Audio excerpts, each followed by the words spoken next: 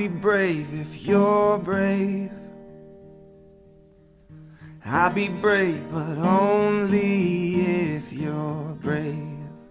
And it could be just you and me. We'll be family. Just wait and see. So I will fight if you'll fight. Yeah, I will fight, but only if you'll fight. Oh, we can make it through this like sailors in a tempest. Like sailors in a tempest together. And it could be just you and me. We'll be family. Just wait and see.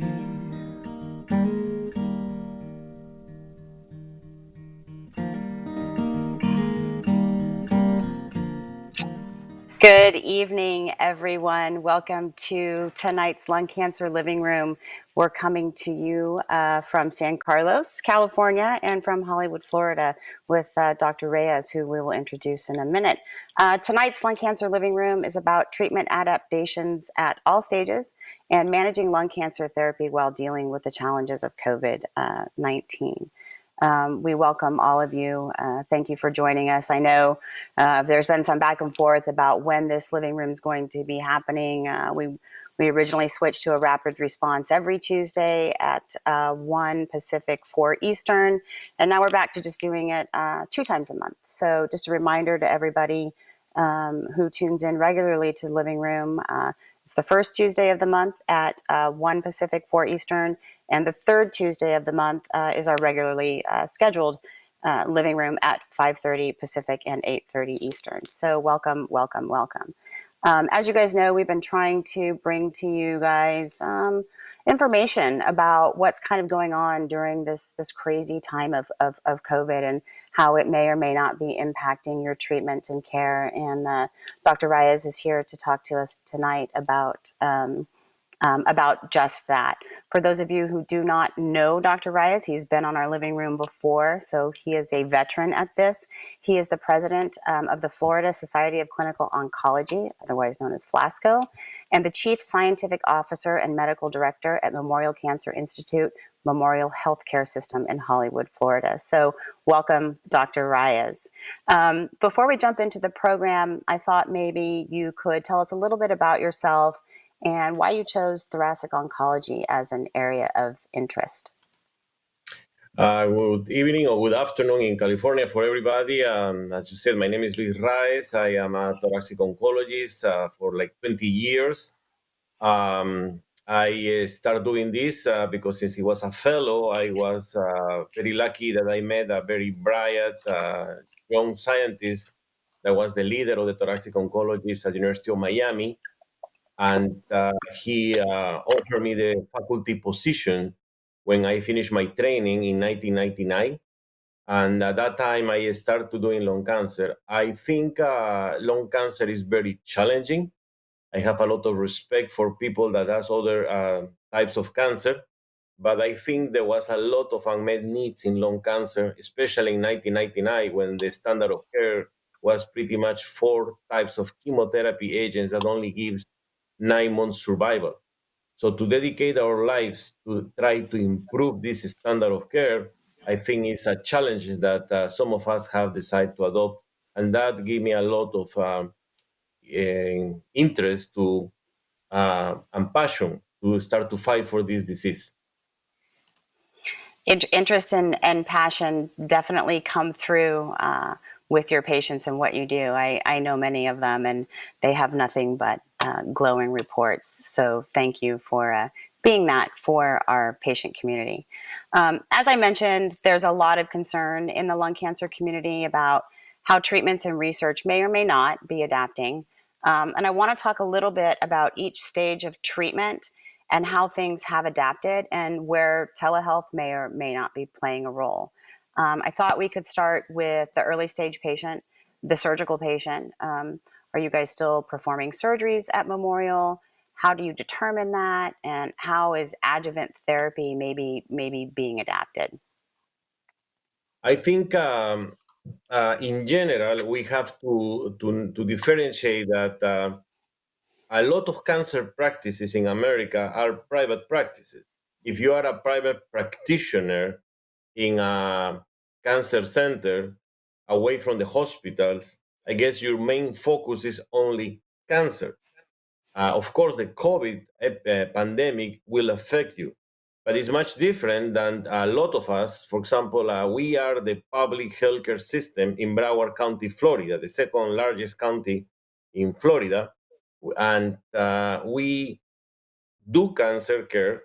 We are one of the largest cancer centers in Florida. We see more than 5,000 new cancer patients every year, including around 400 new lung cancer patients. But we also have to fight the COVID because it's our responsibility. We are the first line of defense for this county and the surrounding counties. And so that's why we're affecting a different way because when the COVID pandemic came, our main concern was that we have enough resources to fight COVID, and if we are going to be able to provide the same level of cancer care, because what gave us a lot of stress was the fact that we see in Italy or in other countries how the healthcare system was totally overrun to the point that probably cancer became a second tier problem because COVID patients die in a week or two. So you have to start to choose that which patient you're going to take care of. Fortunately for us in America, we have a lot of resources, and we have been able to, even in New York, to even if we're fighting the COVID with our best resources. I'm talking about not only economic resources, also human resources. We have been able to continue delivering the best cancer care available in the world. And that's what our situation is here. Here in Broward County in Florida, we're next to Miami-Dade County, we have diagnosed around 6,000 COVID patients already, and our healthcare system that is takes care of more than 2,000 of them. And but we have been able to, even during the worst time in the pandemic, to continue delivering cancer care. Of course, it has affected somehow other operations. For example, answering your questions in the type of surgery, there was a point when the surge of patients came. We ended having in one day 180 patients admitted for COVID, more than half of them in ventilation. We thought that it was going to get worse, so we decided to stop all surgeries. So probably for 3 or 4 weeks, we didn't have any surgery, any elective surgery, and that affected all the lung cancer surgeries. And at that time, we implement some measures to protect patients and try to decrease the potential surge of cases of COVID. To the point, for example, you're talking about adjuvant therapy, therapy after surgery.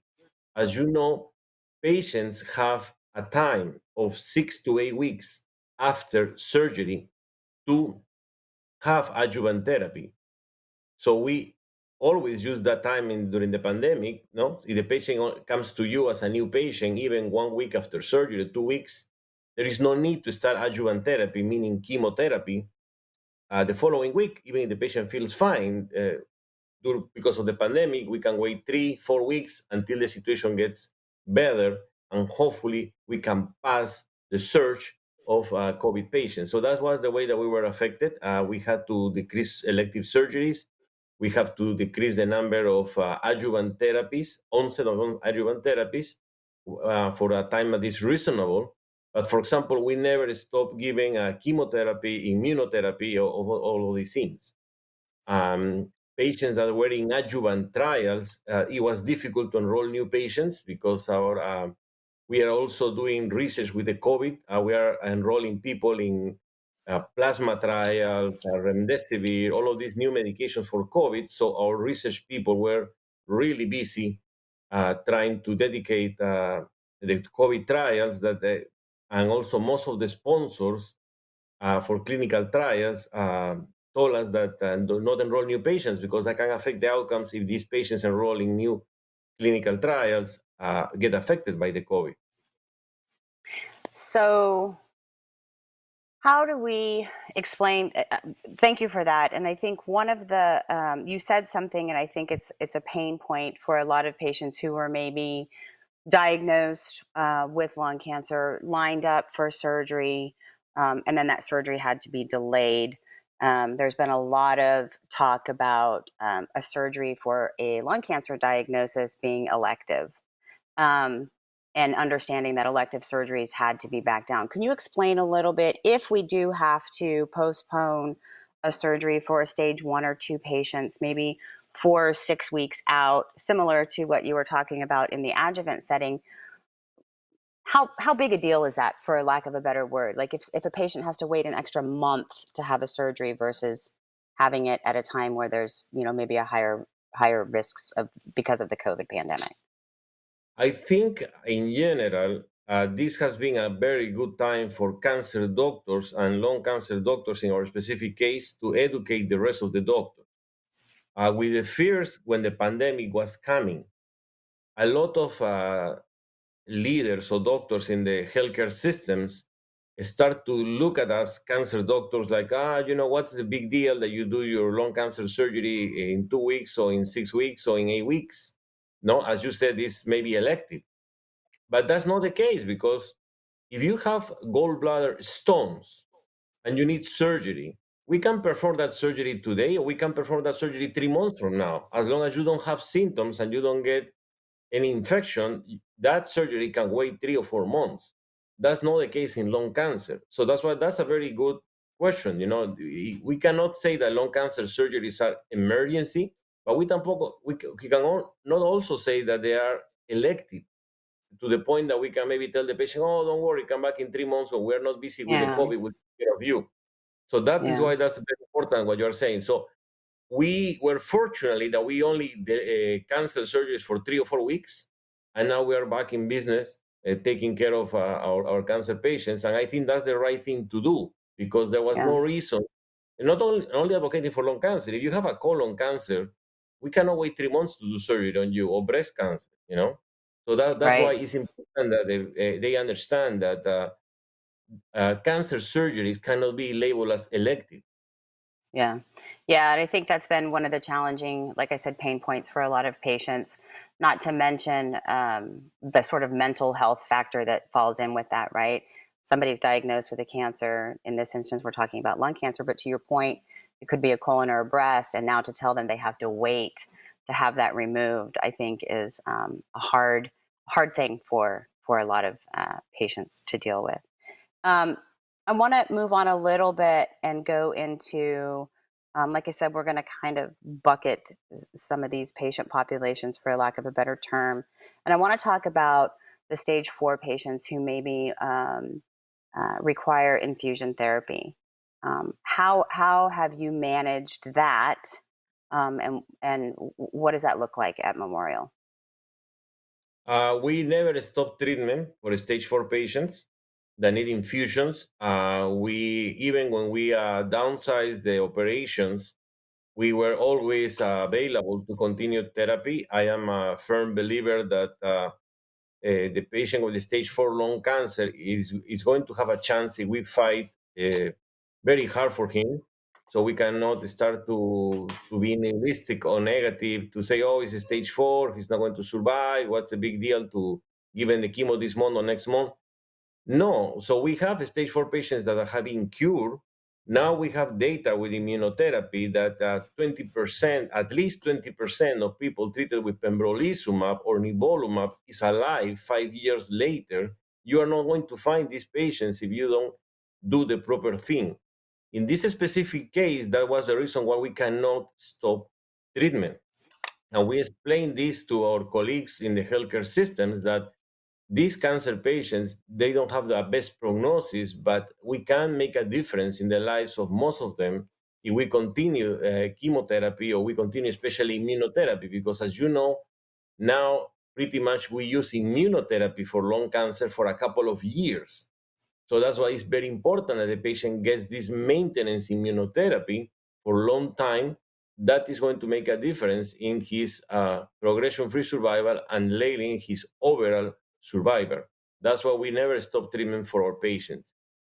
Of course, we have a lot of patients, and it's a risk for everybody to have a large number of people in the clinic, and it's a risk for the doctors to have a lot of doctors in the clinic. So we have to take a lot of measurements that we can discuss when you ask other questions to minimize the risks. There is a little bit of flexibility, for example, in the regimes. As most of you know, nivolumab is we start to use every 2 weeks, but the label allow us to give every 4 weeks. So I guess if you had a patient, a survivor on nivolumab for not for more than a year, you can easily switch to every 4 weeks. So the patient only has to come during this pandemic once in the month. Atezolizumab, traditionally we use every 3 weeks because that's the way that we learn since the Empower 150 and the other studies were presented. But if you check the label, the FDA label of this drug, atezolizumab, there is a 4-week dose. So maybe, you say, oh, it's not a big deal if I bring the patient once a month or every 3 weeks. Maybe after 4 months, it's a big deal because the patient comes one less than if he comes every 3 weeks. So that is why there is a little bit of flexibility. We give durvalumab every 2 weeks for people with stage 3 as maintenance. There is no approval to give the drug every 3 weeks or every 4. But in small cell lung cancer, we have approval of durvalumab to give every 3 weeks already.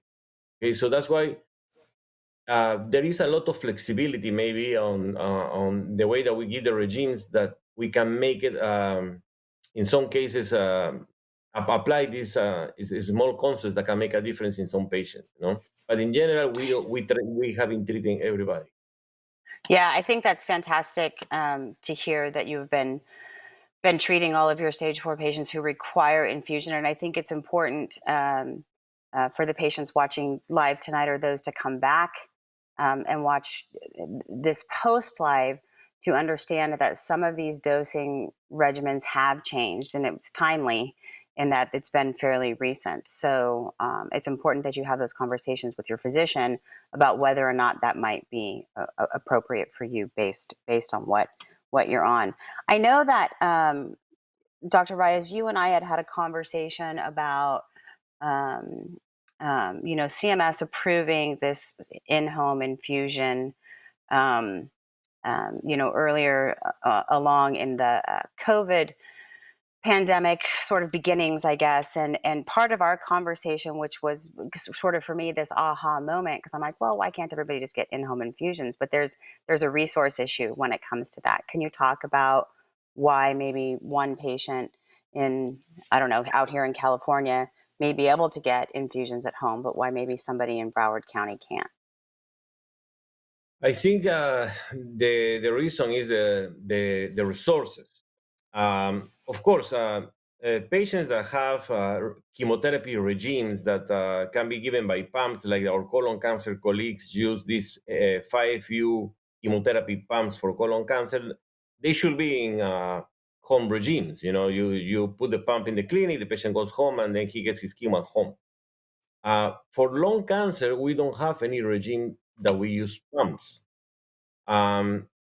If we want to give infusions at home, the logistic problem is for the cancer centers that are big. For example, our healthcare system delivers around 800 treatments a week in our infusion centers. We have 4 infusion centers, and we deliver 800 treatments a week. If we would like to provide service to these 800 patients at home, can you imagine the number of nurses and chemotherapy nurses that we need to go to the house of these patients, to the houses, and to provide the service? So that's why it's impossible for us because of the size. Maybe if you are in a small community with you have small practice, that you have to infuse only 6, 7 patients a day, maybe the practitioners can go and visit 6, 7 homes a day. But that's not feasible for most of our cancer centers to do the infusions at home unless we get more resources.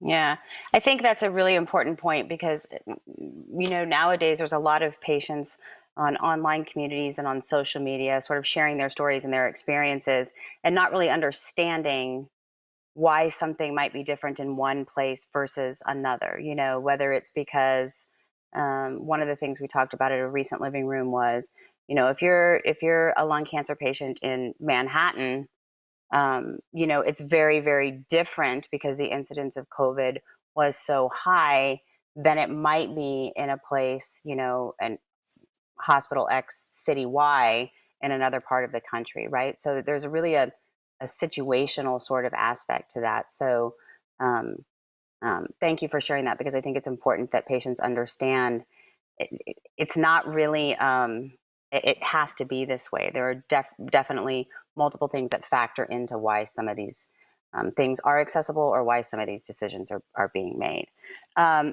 So next I want to jump to the targeted therapy patient who we know doesn't need to come in for treatments. They're on a pill, but quite often they would come in on a monthly basis for blood draws to ensure things such as liver function and that they're doing well on the therapy. How are you managing that patient right now?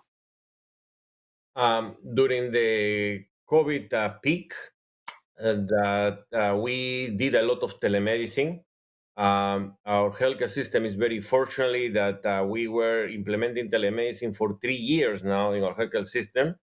To be very honest, uh, 3 years sounds a lot of time because now in the COVID era, everything happens every day or in 2 days or in 3 days. Yeah.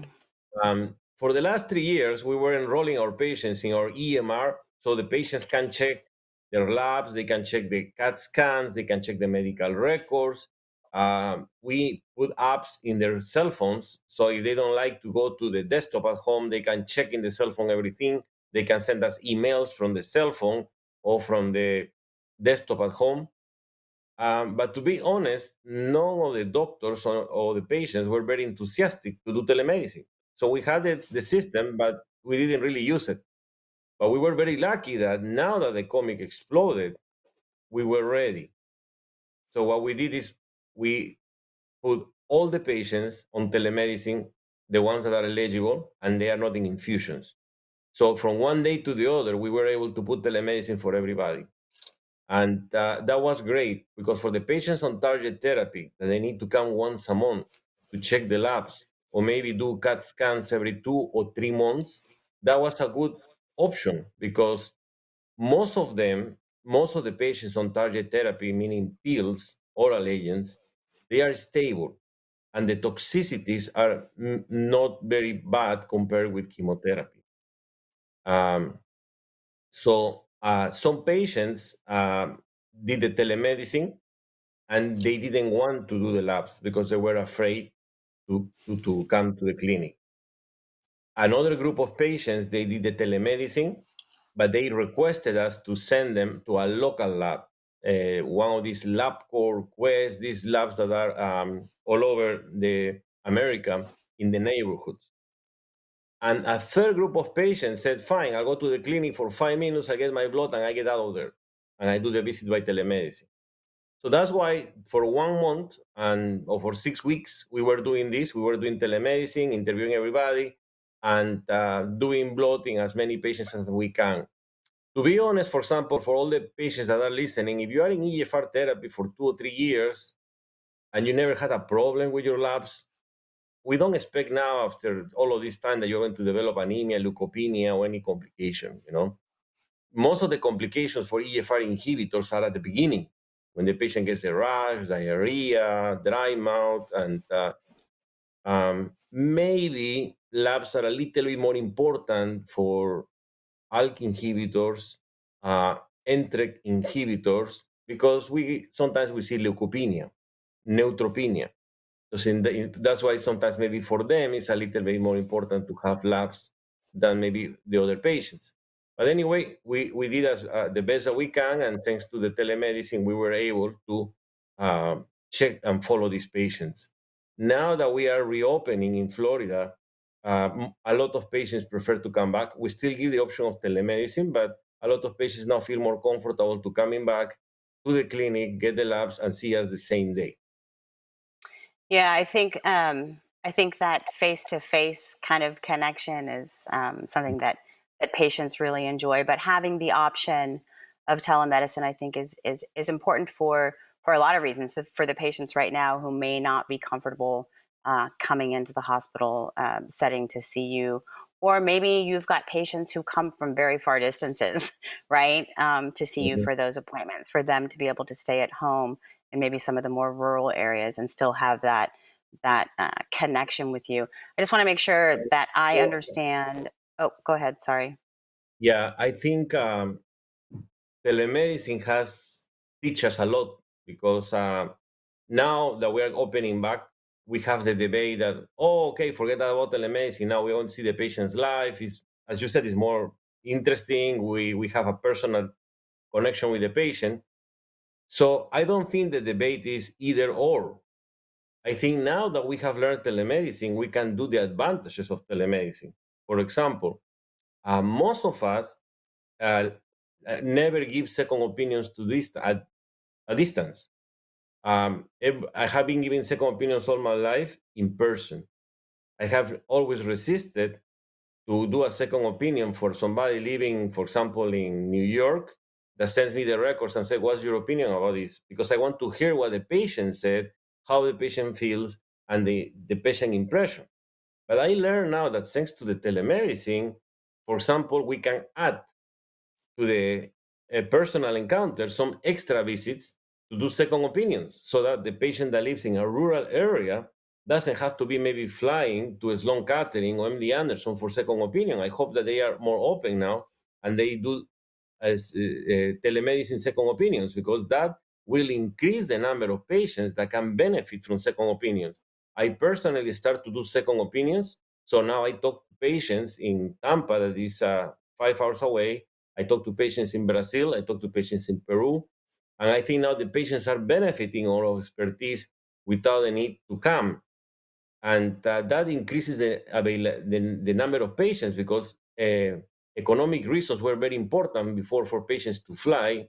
So usually people that goes to the best centers in the world are people that are more wealthy, and hopefully we can fix this disparity with availability of telemedicine. And of course, we need the collaboration and agreement of the doctors to collaborate in this endeavor. Yeah, that was the comment. Thank you. That was a comment I was going to make because I can definitely see the pros of combinations of in-person and telehealth. Situational, of course, based on the patient and what their needs are, what your needs are.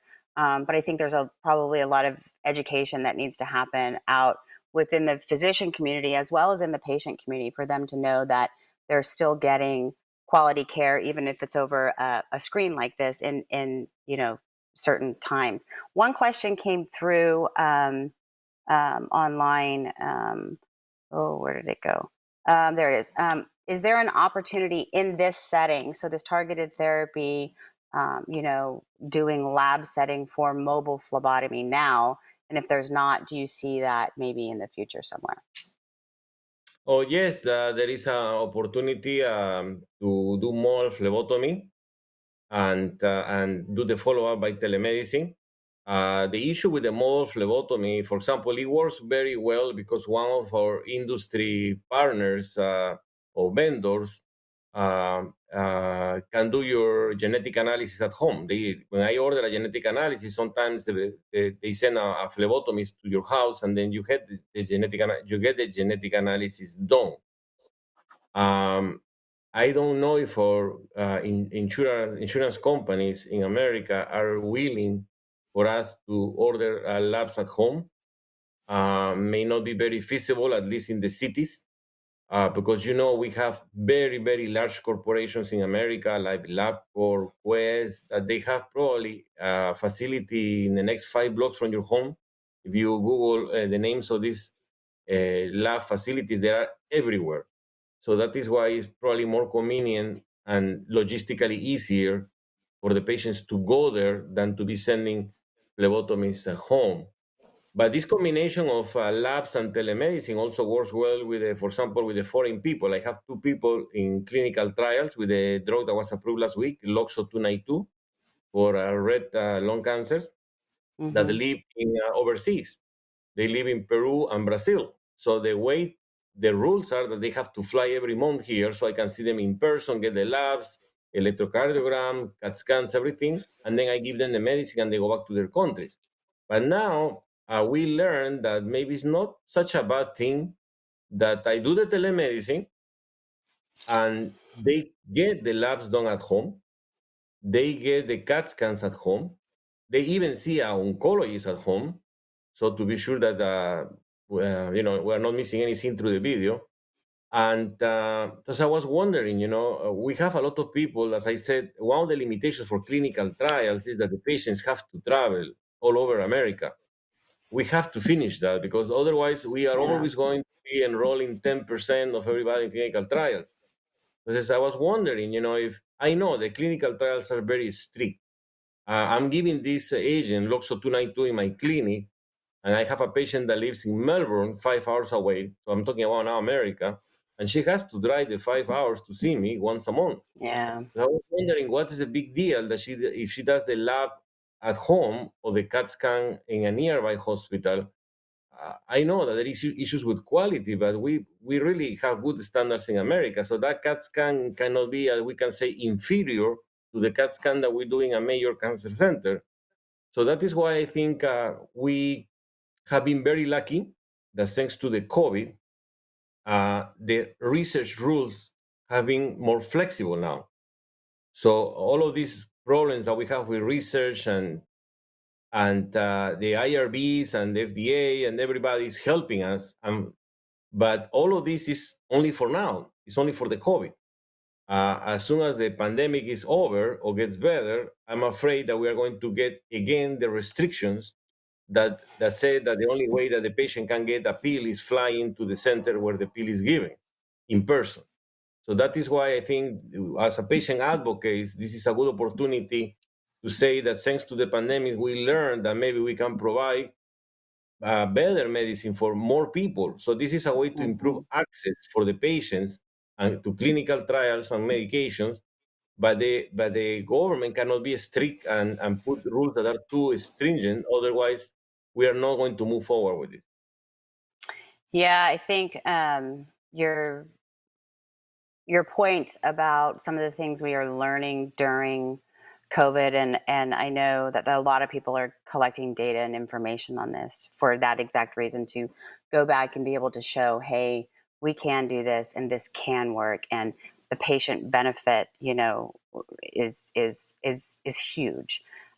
This is Bonnie's point, and I forgot to mention at the beginning of the meeting, for those of you who are watching, that she is online Facebook. So if you haven't already been chatting with her, please give her a shout out.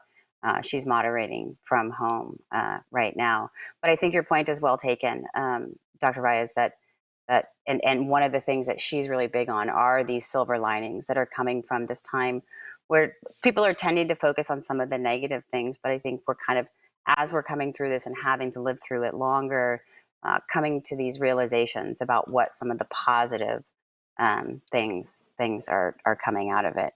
I want to be mindful of our time. We're still doing good, and I want to talk about. I'm trying to cover all of the patients, and where they are in their treatments, or regardless of what treatment they're on, and make sure that they understand what's happening right now as it pertains to them. So I want to talk about a little bit about the patient who maybe needs radiation therapy. What does that look like? When right now, for example, is it you must come in and have it? Is it brain metastases? Is it for pain management? And when are we looking at, maybe it can wait and we can try some other things? I think radiation therapy is very interesting because we have some sort of dogma before, no? In lung cancer. If the patient has a brain metastasis, he needs to get radiation. He must get radiation. And there was no discussion because the chemotherapy agents that we have been using for 30 years do not go to the brain. But that dogma is gone, because with the availability now of targeted therapy like osimertinib, alectinib, and all of these new agents for all of these genetic aberrations in lung cancer, a lot of these agents go to the brain. And now, maybe we should not be jumping to radiation, especially sorry, for brain metastasis, because the patients may have a chance. We should give them the chance to be treated with the oral agent first if the brain metastases are stable. And I think that is a change in the standard of care that has been happening in the last 2 or 3 years. So if the patient has a small brain metastasis, these metastases are not giving any inflammation, any brain edema, any symptom to the patient, and the patient is going to start osimertinib, the patient is going to start alectinib, um, any of these new agents, entrectinib for NTRK fusions. Let's give the patient a chance. Let's give him 4 to 6 weeks, see if the brain metastases respond. And if the brain metastases respond, then maybe we can wait and use radiation in the future when the patient has a recurrence, and then we need to use the radiation. So that's why we're in the process of changing that standard use of radiation for brain metastasis.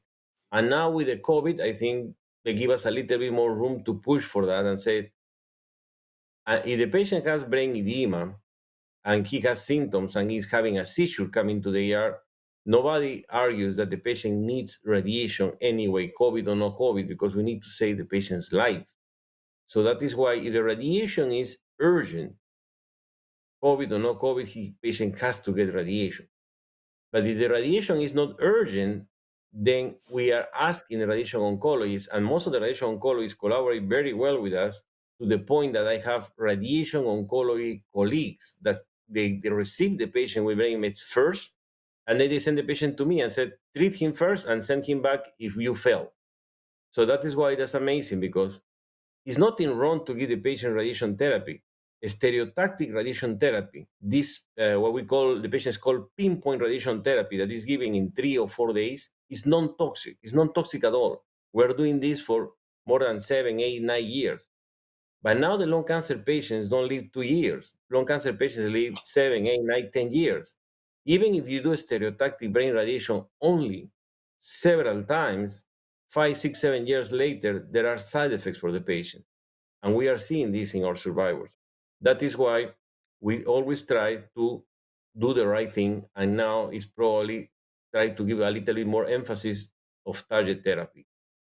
In the other case, when the patients are stage 3 and they need radiation with chemotherapy, that is a very important radiation that needs to happen right away. We have plenty of proof that if we don't give the chemo and radiation together, the benefit is not the same, the survival is inferior. So we cannot delay the radiation therapy for a patient in the stage 3 that wants to start chemotherapy and radiation therapy. That's a very important moment, for example, that cannot be waited. Thank you. I have a couple of questions coming in from online. Some of what we are going to get to in the next 15 minutes or so. But one is going back to the targeted therapy section, just so the patient can understand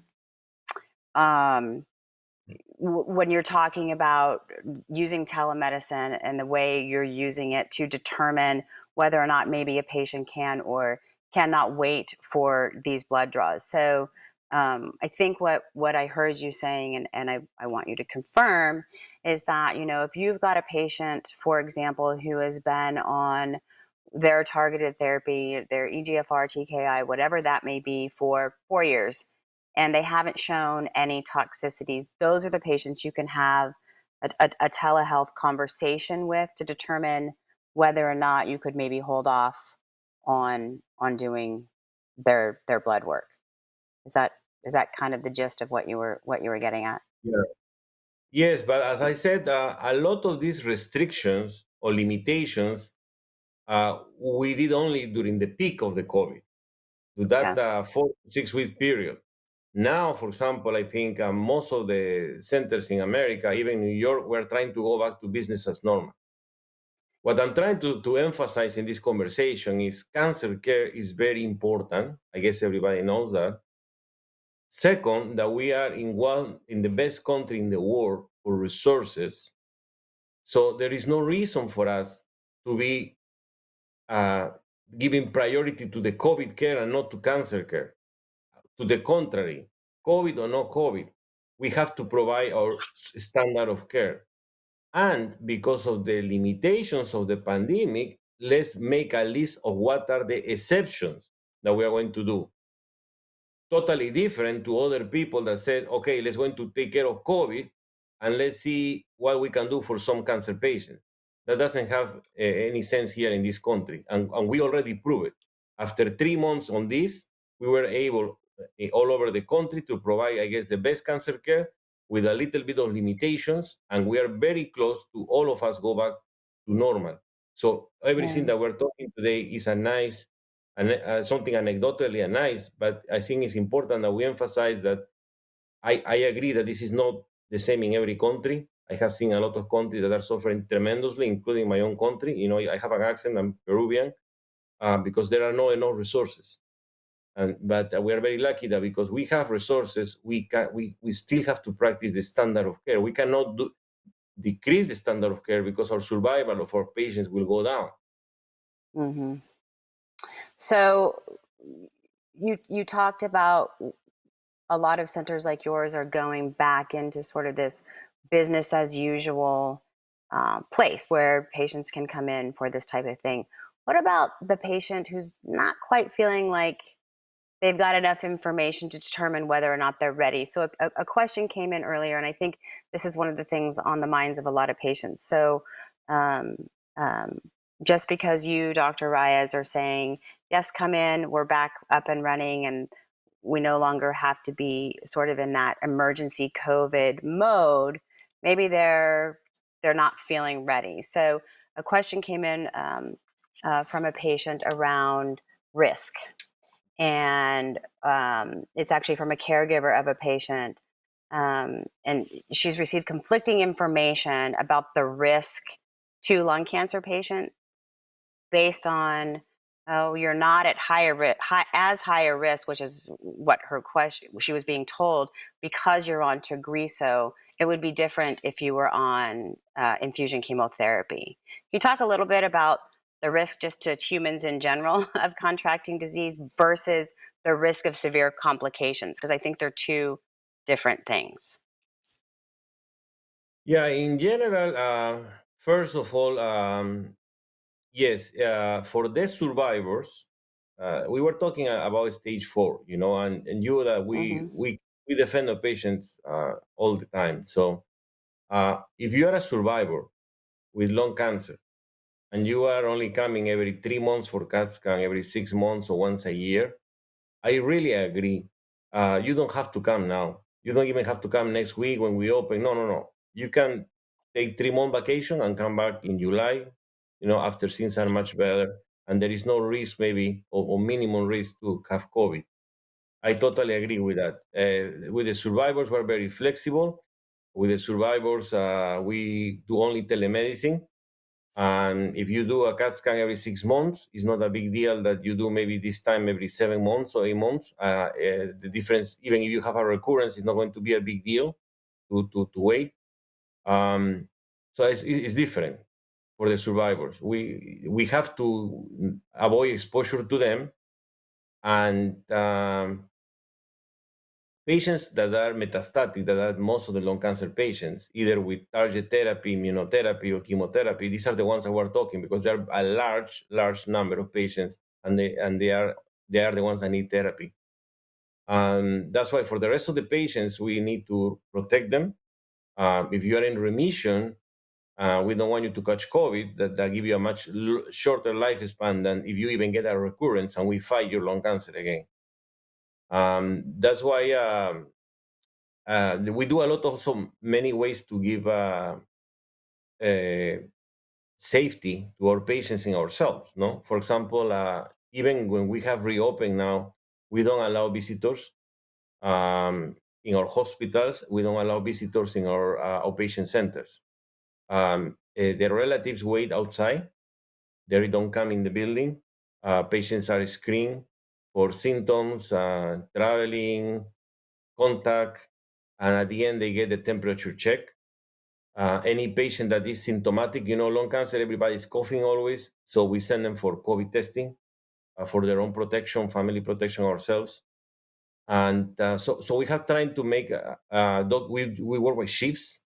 So instead to have all of us in the clinic at a given day, because our buildings are big, uh, half of the doctors work in the morning, half of the doctors work in the afternoon. So in the way, we have half of the number of patients in the building as we used to have in January or February of this year. In that way, we protect uh, patients and we protect ourselves.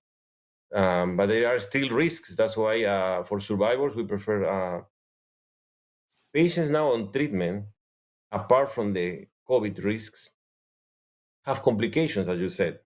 So obviously, chemotherapy is the one that gives more complications.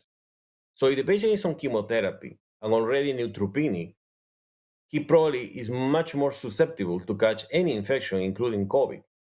Patients on target therapy, like Tagrisso or Simertinib, very few instances develop neutropenia. And if they do, very unlikely develop neutropenic fever or infections or pneumonia. That is why we had to put the eye in the patients on chemo that fortunately are less and less in number. Most of the patients are in immunotherapy now or target therapy, and be careful with them. These are the ones that we careful. As I said, we even test our patients. We don't test everybody yet. We don't have enough testing to test everybody. We test everybody that goes to the hospital, for example, everybody that is admitted to the hospital, everybody that goes for a biopsy for lung cancer, everybody goes for surgery for lung cancer, any drainage for pleural effusion for lung cancer gets tested. We still don't have enough testing for outpatients, but also the testing only protects you for that day. So testing said that you are free of COVID that day. Doesn't mean that you Yes. cannot catch COVID next day. That's why the Yeah. solution is the antibody that will say that you already survived the COVID and hopefully you are immune.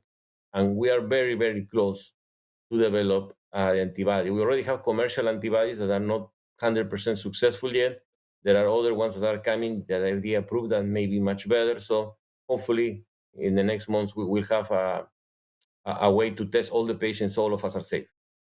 Yeah, I think that's a great point. We are, again, silver lining, we are moving forward fast and furiously, way faster and more furiously than um, in history, from what I understand. And I think that sort of the the baseline or the most important sort of piece out of what you just said to me is that these patients need to be having these risk reward conversations with their physicians, right? And talking to them about some of the preventive measures that you at Memorial and others around the country are taking to ensure the safety of the patients that they come in, so that they can be treated. I'm still looking at time. We've only got about 10 minutes left. And one of the things I really want to get to, because I think it's important, and a lot of patients out in the community and caregivers alike want to know what's going on in the research sort of realm. How is research, um, what are the implications? What are some of the silver linings, like we talked about? Where are we um, in that space? As you know, we do a very good research in the United States, and the way that we have a lot of excellence in research is because we are very strict. We do a lot of standard or operating procedures, and following these procedures is the way that we do research and the way that we protect human subjects. The problem with that is that the research is difficult because a lot of patients don't qualify, a lot of patients don't have access, and the research is limited. As you know, in America, less than 10% of patients are in a clinical trial. And now that we have a lot of potential saving drugs, that is sad because in the past, if I remember, I think less than 5% of the clinical trials were positive. The other 95% were failures. That is changing very fast. So that is why we need the patients. We need for the patients to have access to these trials. So due to the pandemic, the sponsors of our research have given us a lot of flexibility. I gave you the examples of the patients that don't have to come in person to my clinic anymore, that I can see by telemedicine, and I don't get penalized because if the patient don't come to the clinic in person anymore, and the patient doesn't get penalized being fired from the clinical trial. That will happen when a patient normally don't show up. And also, we don't cause any violation of the study if we don't do the blood or the CAT scans in my facility, as most of the research protocols require. I hope that some of this flexibility that we're seeing now stays for the future, because as we mentioned, patient advocates and most of us agree as lung cancer experts that we need to increase the access to the patients, and making difficult for the patients is not going to help them. Also, you are doing a selection bias, because you understand according to the statistics, the best cancer center in America is, I guess, US News is MD Anderson, and the second one is Sloan Kettering, or vice versa. To go there, to be enrolling a clinical trial, you have to have some funding. You have to have some money. Some of the clinical trials are very demanding. It's not like you can go once a month and fly back home. You have to stay. You have to live in New York. You have to live in Texas. And most of our patients cannot do that. So that is why these populations that are enrolled in the best centers, probably in our country, are very biased. It's the ones that can fly. So we make jokes, no? The ones that are enrolled there is the ones that can fly. And the ones that can fly, they have a lot of characteristics. They are not the ones that are sicker, for example. So that is why, avoid to be redundant, I want to mention one more thing. You guys Okay. in the GoTo Foundation are pioneers with the remote consenting. We did with you guys, the Young Long study that we show that the patient doesn't have to fly for remote consenting. The Young Long study was based in Boston, in Harvard, and patients didn't have to fly there to be enrolled. I think you guys were allowed to do that. I think our IRBs needs to be more flexible. And I'm not saying that we want to have all the clinical trials allowing remote consenting, because there are some of them that probably are not proper for this. But I think they should open the possibility of remote consenting. Now they are allowing that because of the pandemic. I'm afraid as soon as the pandemic is over, they will close the door. And we have to push very hard for the remote consenting so we can enroll people in trials and we can increase the number. I agree. I think the healthcare community, as well as the patient communities, are the ones that need to make some noise about that. I know back when Alchemy ran that genomics of young lungs study, and that was really innovative for the time, right? Because we're talking, I mean, 8 years ago, 7 years ago, something like that Yeah. now, maybe. And I think there are so many other things, to your point, like that out there that will that are available and can come to light to make it easier for patients to participate. Um, One of the things in the research realm for the patients out there who may not know, we've had multiple approvals even during this time of COVID. So we now, I think you mentioned RET, we've got MET, we've got IO combination approvals. All these really exciting things are happening. ASCO's coming up. So we're hoping to get more, good news coming out of there. So we're still in a forward moving momentum in a lot of these places where things are happening. But us, like you, want them to happen faster. So thank you for your conversation around clinical trials. I want to ask you if you have any final thoughts or comments before we close out the meeting. We're down to like the last 5 minutes. I want to be very mindful of your time, being that you are 3 hours ahead of us, and I'm sure you're headed back to the office tomorrow. No, thank you. I want to say that the approach to lung cancer was very nihilistic. Historically, they think that it's used to be a cancer only caused by tobacco, and we know that it's not true. And we a lot of people don't fight lung cancer And if it's not because of the tobacco, it's because the prognosis is so bad that it's not worth to fight. And I want to remind all of you, for example, that thanks to all of this target therapy revolution, immunotherapy revolution, our patients may live many years. To give you an example, for example, the Denver, University of Colorado, just published in Journal of Thoracic Oncology the survival of the 100 patients that they treated with ALK fusions, no patients treated with this gene. The median survival is 82 months, 7 years, 7 years, and half of the patients are still alive with lung cancer. I'm saying this because even now, when my patients go to ICU, the first thing that the doctors ask the patient is, "Oh, where's your living will? Where's your living will?" All of us, we have to have a living will. I have my own living will. I'm still healthy. But I think they look at my lung cancer patients, oh, it's a stage 4 lung cancer, it's a senior citizen. Why we're going to fight? Why we're going to put in a ventilator? But I say sometimes it's worth it. I have patients that are 97-year-old on immunotherapy driving their own car. So that is why we are changing the face of lung cancer. We are making lung cancer a chronic disease, but we need really a lot of help so we can even educate our own doctors, our own colleagues to believe that lung cancer is a fight that is worth to fight because we are making tremendous developments in lung cancer. We have 4 approvals in the last month only for lung cancer. That is amazing. And I think our patients are going to live much longer now with very good quality of life.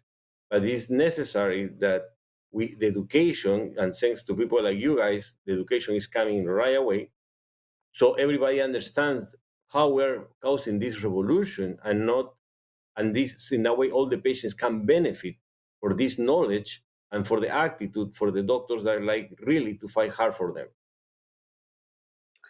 I think that was a beautifully put, hopeful way to end this meeting, and an excellent example of why I know your patients absolutely adore you. I can't wait until we can get back out there and do our regional living room with you and the 80 some odd or some number around there of the patients that come out to listen to you and your colleagues speak, because it's truly remarkable and something I think to be emulated. So thank you so much.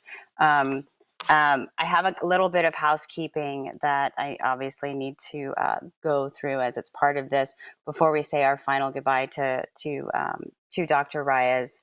Our joint statement on COVID-19 that we've been telling you all about since the beginning. This came out this week, came out yesterday. The 3 questions that are being answered this week are: what type of immune response does the body mount against SARS-CoV-2, the virus that causes COVID-19? How can we detect if a person is infected with SARS-CoV-2 now? And how can we detect if a person was infected with SARS-CoV-2 in the past but has now recovered? And Dr. Raez touched on that a little bit tonight. So if you haven't had a chance to check out what that joint statement looks like, please go to our foundation, go to foundation.org, and see what the answers are to those questions. As you know, and as I've been saying, it has been my mantra since the beginning of this with this living room and the rapid responses that have come before this. We talk about isolation and how it can be difficult, and want to give you guys more information on how to stay connected during this time of social isolation, when the likelihood of support groups and other even online activities may be canceled. Don't forget, we have a phone buddy program where we can connect you with someone like you to have some of these conversations with. Obviously, our social media, Facebook, LinkedIn, for those professionals out there, Instagram and others, online support through Health Unlocked and Belong, telephone support groups through our support group network. Please consider something like that, as well as our helpline. The number's been popping up, but I'll give it to you guys live. It's 1-800-298-2436, and it's there for anyone who has any questions. And like I've said before, if we don't have the internal resources to provide you with what your needs may be, I can assure you that we can find those resources for you. So don't hesitate to reach out there. If we did not get to something in the last hour that we've been talking, or one of your questions, please don't hesitate to email us at livingroom@gotofoundation.org. That's where we're kind of collecting and getting answers to those questions that we weren't able to get to during this time. Up next, our next Rapid Response Living Room is June 2nd at 1 p.m. Pacific, 4 p.m. Eastern. And we have the lovely Wynn Burkle, who I think a lot of patients in our community know. He's the Director of Social Services at Cancer Care. We're going to talk about sort of healthy living and this mindfulness that needs to happen during this time, or that people are really needing during this time. And then our next third Tuesday of the month, 5:30 p.m.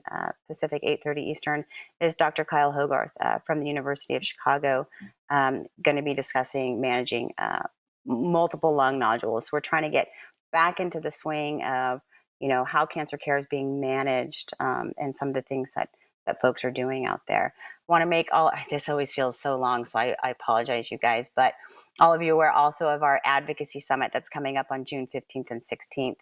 Come join us. It's going to be virtual this year. You can join other lung cancer patients, caregivers, and advocates at our virtual summit, learn more about the current state of lung cancer, and help us educate members of Congress about the urgent needs of our community. You will not be disappointed. You can find all the information about that on our website as well. And then last but absolutely not least, our virtual 5K, our Summer Jam virtual 5K Your Way, is scheduled for June 20th. We've got a lot happening in June. Definitely go to our website and check out all the great things we're happening and how you can engage and engage with our community. Thank you, Dr. Raez, once again for coming. It's always a pleasure to see you and to be able to talk to you and gain all of the wonderful insights and be able to share them with our community. We appreciate you so much for your constant willingness to help us out when we need it. So a million thank yous for that. Finally, I have to thank our supporters. Without their support, you all know we could absolutely not bring this to you. Amgen, AstraZeneca, Boehringer Ingelheim, Bristol Myers Squibb, Bristol Myers Squibb Foundation, Genentech, Lilly, Merck, Novartis, Oncocyte, Takeda, and Foundation Medicine, which is a mouthful. And one of the things I think is important to note in that mouthful is they realize how important this program is to our community. So a huge thank you to them for supporting us. And with that, we're going to close out. Wish all of you a wonderful rest of your evening, and we will see you in a few weeks. Have a wonderful night, everyone.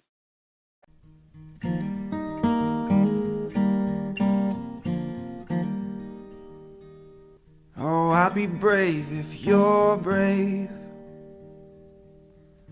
I'll be brave, but only if you're brave. And it could be just you and me. We'll be family. Just wait and see. So I will fight if you'll fight. Yeah, I will fight, but only if you'll fight. Oh, we can make it through this like sailors in a tempest. Like sailors in a tempest together. And it could be just you and me. We'll be family. Just wait and see.